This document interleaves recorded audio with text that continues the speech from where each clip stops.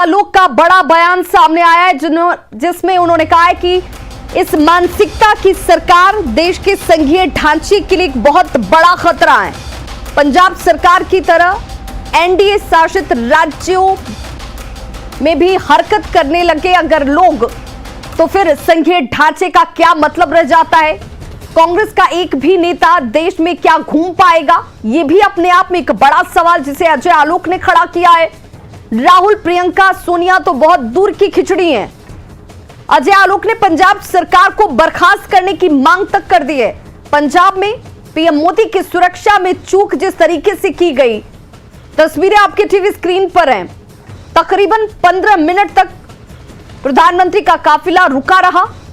इस चूक को लेकर अब से कुछ वक्त पहले ही राष्ट्रपति रामनाथ कोविंद के साथ प्रधानमंत्री नरेंद्र मोदी की मुलाकात भी हुई है, जिस पर जेडीयू नेता अजय आलोक ने भी अब अपनी तरफ से चिंता जाहिर करते हुए उन्होंने कहा कि राज्य सरकार की ऐसी मानसिकता बेहद विस्फोटक है, खतरनाक है और ऐसी सरकारों पर कार्रवाई होनी चाहिए। और पंजाब सरकार को बर्खास्त करने की मांग तक जेडीयू नेता अजय आलोक ने की है। और हमारे साथ इस वक्त फोन लाइन पर जेडीयू नेता अजय आलोक को जुड़ चुके हैं। अजय आलोक जी, बहुत स्वागत है आपका। और कल की जिस घटना का जिक्र आपने भी ट्वीट के जरिए किया है, मुलाकात भी अब से थोड़ी वक्त पहले राष्ट्रपति के साथ प्रधानमंत्री की हुई, लेकिन क्या यह माना जाए कि इस वक्त की राजनीति और इस राजनीति के आगे सब कुछ बौना हो जाता है, जहां पर आप संघीय ढांचे को नहीं मानते हैं, प्रोटोकॉल का पालन नहीं करते हैं? देखिए, प्रधानमंत्री अपने आप में एक इंस्टीट्यूशन होता है, संघीय ढांचे का प्रमुख होता है और संघीय ढांचे का कस्टोडियन सुप्रीम कोर्ट है। और प्रधानमंत्री किसी एक दल का नहीं होता है, वो पूरे देश के होता है। नरेंद्र मोदी जी को भारतीय जनता पार्टी का नेता समझ के जिस तरह से उनके साथ उनकी सुरक्षा में चूक की गई, वो नरेंद्र मोदी के साथ नहीं चूक की, वो देश की सुरक्षा के साथ एक खतरा था। वो फ्लाईओवर पर 20 मिनट उनको रोक दिया गया। अगर उस फ्लाईओवर के नीचे कुछ आईईडी, इंप्लोसिव या बॉम्ब प्लांट होता, इसकी जिम्मेदारी होती है। जरा सोचिए, जरा ऐसी मानसिकता की सरकार क्या रहनी चाहिए इस देश में या किसी प्रदेश में? आज एनडीए शासित राज्यों के में अगर इसी तरह से विपक्षी दलों के द्वारा की हरकत की जाने लगे, क्या कोई कांग्रेस का नेता या कोई विपक्ष का नेता घूम पाएगा? मतलब ऐसी मानसिकता वाली सरकार इस देश के संघीय ढांचे के लिए बिल्कुल एक खतरा है। अजय आलोक जी, क्या हम ये माने कि अब इस वक्त की ये राजनीति और ये राजनीति का एक तरीके से हम पतन के तौर पर इसे देखें, जहां पर हम अब ऐसे संवैधानिक पदों पर बैठे माननीयों का भी जिस प्रोटोकॉल का पालन होना चाहिए, वहां पर भी तमाम चीजें अब लैप्सेस के दायरे में है? नहीं, ये पार्टी का पूरा चरित्र बदल चुका है। विपक्ष में हम भी थे, नीतीश कुमार 15-16 साल से यहाँ पे मुख्यमंत्री हैं, कांग्रेस विपक्ष में थी, मनमोहन सिंह आए, हम लोग भारतीय जनता पार्टी के विरुद्ध में थे। 14, 15, 16 प्रधानमंत्री जी का इतना बार दौरा हुआ, पूरा सम्मान, पूरी सुरक्षा और एक एक चीज ताक चौबंद थी, क्योंकि इस संघीय ढांचे में हमें रहना है। सरकारें आती जाती रहेंगी, लेकिन इस तरह की घृणित मानसिकता दर्शाता है कि कांग्रेस पार्टी का पूरा चरित्र बदल चुका है। अवधारणा, एक राजनीतिक दल के बारे में एक अवधारणा होती है हर राजनीतिक दल के बारे में कि कौन किस तरह का दल है। कांग्रेस पार्टी अकेली एक्सेप्शन है जिसने अपनी अवधारणा ही बदल दी। 60 साल तक इस देश पे राज करने वाली पार्टी की अवधारणा बदल गई। अल्पसंख्यक तुष्टीकरण से लेकर राजनीति का घृणित चेहरा जो दिखा रही है कांग्रेस पार्टी, ये तो उसकी पूरी अवधारणा को बदल देता है और ये बहुत चिंता का विषय है। ये अजय आलोक जी, क्या हो इस वक्त इस तरह की ये जो घटना हुई, ये घटना आखिरी हो, इसके बाद इसकी कहीं पर किसी भी राज्य में किसी के भी साथ, चाहे वो प्रधानमंत्री हो, राष्ट्रपति हो, राज्यपाल हो, कोई भी ऐसा पद पर बैठा हुआ आसीन व्यक्ति जिसकी सुरक्षा की बात जब होती है किसी राज्य में पहुंचने पर, वहां पर इस तरह की गलती ना दोहराई जाए, क्या होना चाहिए इस वक्त? ये सब हम सब राजनीतिक दलों को ही सुनिश्चित करना पड़ेगा, जो भी सत्तानशी है, कि अपने विरोधियों को भी सम्मान देना सीखें। और सुरक्षा, संवैधानिक पद पर बैठा हुआ व्यक्ति संविधान का होता है, किसी पार्टी का नहीं होता है, और उसकी सुरक्षा सर्वोपरि होनी चाहिए। ये सुनिश्चित करना हर राज्य सरकार और केंद्र सरकार का काम है। बहुत बहुत शुक्रिया अजय आलोक जी हमारे साथ जुड़ने के लिए। तो जेडीयू प्रवक्ता अजय आलोक हमारे साथ जुड़े हुए थे, जिनका सीधे तौर पर कहना कि इस तरह की गलती या चूक जो है वो आपकी मानसिकता को दर्शाता है। ये संघीय ढांचे के लिए इस तरह की मानसिकता बेहद खतरनाक है। इस तरह की घटनाएं नहीं होनी चाहिए और ऐसे में कड़ी कार्रवाई, कड़ा संदेश सभी राज्यों के लिए और उनके मातहत तमाम अधिकारियों के लिए भी जिनकी तरफ से ये गलती और चूक बरती गई। प्रधानमंत्री नरेंद्र मोदी की सुरक्षा में चूक को लेकर बाबूलाल मरांडी ने पंजाब सरकार पर हमला बोला है। उन्होंने कहा कि पीएम की सुरक्षा में चूक को लेकर पंजाब सरकार को माफ नहीं किया जा सकता है। उन्होंने दोषी अधिकारियों पर कार्रवाई की मांग की है। साथ ही इसे लेकर कांग्रेस पर भी उन्होंने निशाना साधा। पंजाब गवर्नमेंट ने कोई छोटा मोटा अपराध नहीं किया है, बहुत बड़ी अपराध है, क्योंकि नरेंद्र मोदी जी भारतीय जनता पार्टी के ही नेता नहीं है, देश के प्रधानमंत्री हैं और दुनिया के सबसे लोकप्रिय नेता भी हैं। और फिर उनके साथ इस प्रकार की सुरक्षा में कोताही बरतना, मुझे लगता है कि पंजाब गवर्नमेंट को क्षमा करने योग्य उनके जो कृत्य है वो नहीं है। बहुत ही दुखदायी है। उसकी जितना भी निंदा की जाए वो शायद कम ही पड़ेगी। और मैं समझता हूं कि शायद पंजाब गवर्नमेंट ही नहीं बल्कि कांग्रेस पार्टी भी उसमें कहीं ना कहीं से वो शामिल है। मैं समझता हूं कि बिल्कुल देश जो स्थिति पैदा हो रही है वो लोकतंत्र के बिल्कुल खिलाफ है, लोकतंत्र के विरोध है। और हम पंजाब गवर्नमेंट से चाहेंगे कि वैसे लोगों के ऊपर कठोरता से पंजाब सरकार पेश आवे। किसी भी सूरत पर ऐसे लोगों को रियायत नहीं देनी चाहिए। जातीय जनगणना के मुद्दे पर आरजेडी के प्रदेश अध्यक्ष जगदानंद सिंह ने कहा है कि इस मुद्दे पर सीएम नीतीश कुमार को किसी से डरने की जरूरत नहीं है। उन्होंने कहा कि हर संकट में आरजेडी उनके साथ खड़ी है। आप जरा भी तुम संकोच मत करिए। इस बिंदु पर राष्ट्रीय जनता दल तेजस्वी जी के तरफ से जो निर्देश है मैं आप सबों के सामने और बिहार की जनता के सामने रख रहा हूं कि राष्ट्रीय जनता दल बहुत कुछ भूल करके भी इस बिंदु पर जब आप आगे बढ़ेंगे तो आप अपने को अकेला महसूस नहीं करेंगे। विधानसभा का सबसे बड़ा और सशक्त दल और महागठबंधन समर्थन करेगा आपका। तो जातीय जनगणना पर आरजेडी प्रदेश अध्यक्ष जगदानंद सिंह के बयान पर जेडीयू ने कहा है कि जगदानंद सिंह के बयान का आखिर अर्थ क्या है वो वही बता पाएंगे, लेकिन जातीय जनगणना के मुद्दे पर जेडीयू किसी से कोई समझौता नहीं करेगी। लेकिन हमारी पार्टी की नीति, हमारे नेता की मंशा एकदम स्पष्ट है कि इस मांग के साथ हम लोग कभी कॉम्प्रोमाइज नहीं कर सकते हैं। अभी भी ऑल पार्टी मीटिंग होनी है। अब राष्ट्रीय जनता दल के प्रदेश अध्यक्ष जगदा बाबू प्रेस वार्ता करके अपनी बात कहते हैं।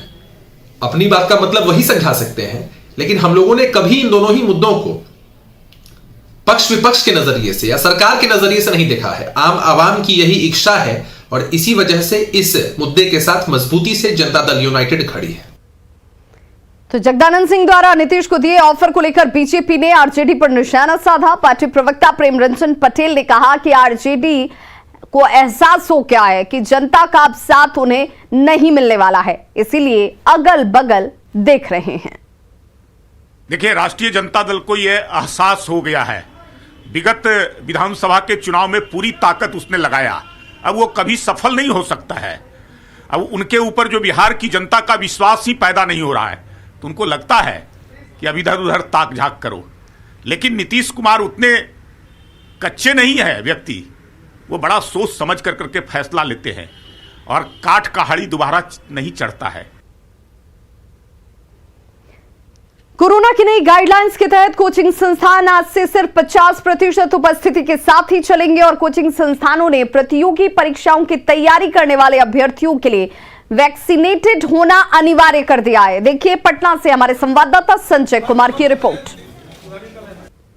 कोरोना के नए वेरिएंट को लेकर बिहार सरकार के क्राइसिस मैनेजमेंट ग्रुप ने नया गाइडलाइन जारी कर दिया है और आज से ये गाइडलाइन पूरे बिहार में प्रभावी हो गया है। खासकर जो कोचिंग संस्थान हैं उनको लेकर भी जो गाइडलाइन जारी किया गया है उसमें यह है कि 50% प्रेजेंस के साथ कोचिंग संस्थान चलेंगे। हालांकि 8वीं कक्षा तक कोचिंग संस्थान बंद रहेंगे, लेकिन 8वीं से ऊपर के जो कोचिंग संस्थान चलेंगे उसमें 50% अपीयरेंस रहेगा स्टूडेंट्स का, 50% प्रेजेंस के साथ ही क्लास होंगे। और यह एक तस्वीर है राजधानी पटना के एक कोचिंग संस्थान की, जहां पर गुरु रहमान जो हैं वो स्टूडेंट्स का भी क्लास ले रहे हैं। तस्वीरों में आप देख सकते हैं। और जो सोशल डिस्टेंसिंग है और मास्क, ये मस्ट किया गया है। और यहाँ पर तकरीबन जितने छात्र हैं, जहाँ तक मैं देख पा रहा हूँ, सभी ने मास्क पहना है और सोशल डिस्टेंसिंग भी है। एक बड़ा चैलेंज रहा है कोरोना के दोनों वेरिएंट के दौरान। कोचिंग संस्थान जिस तरीके से बाधित रहे थे, स्कूल और कॉलेज भी, पठन पाठन जो है पूरी तरीके से ठप हो गया था। ऐसे में एक बार फिर से नए वेरिएंट ने परेशानी और मुश्किलात पैदा की है स्टूडेंट्स के लिए भी और टीचर्स के लिए भी। जो कोचिंग संस्थान है वो अगर बंद हो जाते तो तमाम तरह की परेशानियां होती हैं, जो स्टूडेंट्स हैं उनके लिए भी, जो शिक्षक हैं उनके लिए भी, क्योंकि एक जो टेम्परामेंट है वो कहीं ना कहीं बाधित होता है। सबसे पहले हम जो शिक्षक हैं गुरु रहमान, हम उन्हीं से बात करते हैं कि एक नए वेरिएंट के बाद किस तरह की चुनौती उनके सामने है, जो ये मौजूदा गाइडलाइन जारी हुआ है और इसमें अब कोचिंग चलाना एक बड़ी चुनौती फिर से बन गई आप लोगों के लिए। देखिए, सबसे बड़ी बात है कि इसके पहले जो कोरोना का दो वेरिएंट आया था, तो उस वेरिएंट के बाद एक निश्चित रूप से हम लोग बहुत ही विपरीत परिस्थिति में चले गए थे और करीब 2 साल में 16 लाख रुपया हम लोगों ने बेंच कुर्सी रख कर दिया। मकान मालिक ने भी 30% ज़्यादा माफ नहीं किया। 2 साल तक पूरी तरह बंद रहा और ऑनलाइन में उस तरह की व्यवस्था हो नहीं पाती है, ना बच्चों को समझ में आ पाता है ठीक से, न हम लोग समझा ही पाते हैं। जितना सरकार के द्वारा नियम बनाए गए हैं, कल से हमारे सर ने मतलब जितने भी यहाँ पे बच्चे हैं इससे डबल थे और ये अल्टरनेट क्लास की प्रावधान किया गया है। सरकार का जो ये फैसला है एज ए स्टूडेंट आप लोग किस रूप में देख रहे हैं? मतलब सही, ये तो विकल्प उस टाइम के लिए हो सकता था, अभी के लिए तो ये जो विकल्प निकाला गया है ये बेटर है। आप वैक्सीनेटेड हैं? Yes sir, double dose. Sanjay Kumar, news 18 Patna. तो बिहार सरकार के गाइडलाइंस के तहत मुंगेर में शक्तिपीठ चंडी स्थान के पट को अगले आदेश तक के लिए बंद कर दिया गया है। श्रद्धालुओं से घर में ही पूजा अर्चना करने की सलाह दी गई है। दरअसल कोरोना के बढ़ते मामलों को देखते हुए सरकार ने धार्मिक स्थानों को बंद करने के आदेश जारी कर दिए थे, जिसके बाद चंडी स्थान में आम श्रद्धालुओं की एंट्री पर अब रोक लगा दी गई है।